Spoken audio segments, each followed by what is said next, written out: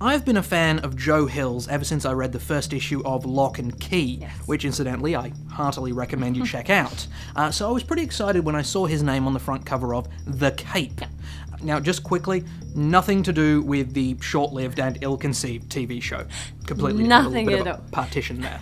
The interesting thing about The Cape is it's not actually written by Joe Hill. No. He actually wrote the short story that it's based on. The graphic is being fleshed out by Jason Chiramella. Yes. And I was really a little bit concerned when I opened the front cover and saw that Hill was just providing the source material. But I needn't have worried. No.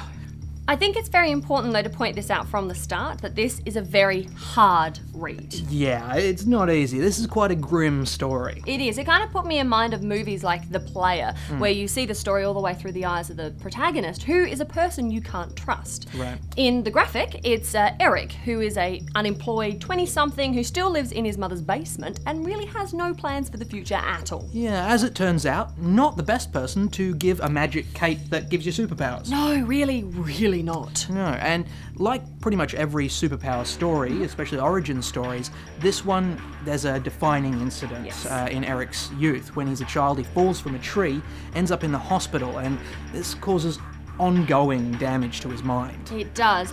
Now, apart from headaches or migraines, really, Yeah. and massive attacks of anger that Eric feels, he's been left with no sense of empathy. So he kind of feels betrayed and victimised by everyone around him, even though it's quite obvious they're just trying to help him. Yeah, but the thing is, that disconnect is really what made it very hard for me to actually see him as a villain. Yeah. Despite these horrific things that he does, he's damaged. He's unable to actually comprehend what the world is actually doing around him. So True. it seemed like I couldn't blame him for the things that he was doing. But before we get into a massive conversation about moral culpability, let's go back to the graphic and have a look at the artwork. I think that Zach Howard has done an absolutely beautiful job marrying kind of old school techniques with these really dark, modern themes that run throughout this book. It's really quite remarkable to look at. Yeah, especially the single and double page spreads, Yeah. where there often wasn't any dialogue. Those ones really took the story a long They're way. I spent a lot of time on phenomenal. those. They are quite phenomenal to look at. And thematically as well, Howard's made a really interesting choice of using a technique called stippling to kind of contrast between the classic comic book imagery and these really dark, naturalistic themes that runs throughout this book. Well, I mean, this book, the whole thing is an exercise in contrasts. It is. And I honestly think no two people are going to react exactly the same We to this certainly book. didn't. No. So, I mean, that's one of the things I liked about it, though. I mean, it's very complicated. It doesn't give you any explanations. We never find out why this cape is magic. It just is. And there's so many people just doing things you never really know why. And I love that. I love being challenged by a book. This is, look, I gotta say, this one's a definite buy from me.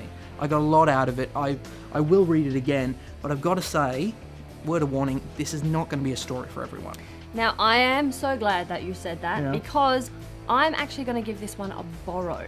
Now, it's got nothing to do with the quality of the book. Like, I cannot say enough about how beautiful the imagery is, how well written the story is, but when you compare it to books like A God Somewhere, which we looked at last season... And there is a comparison. There is a comparison there. there. There is one thing that the cape is missing, and as girly as this is going to sound, I know, but it's hope.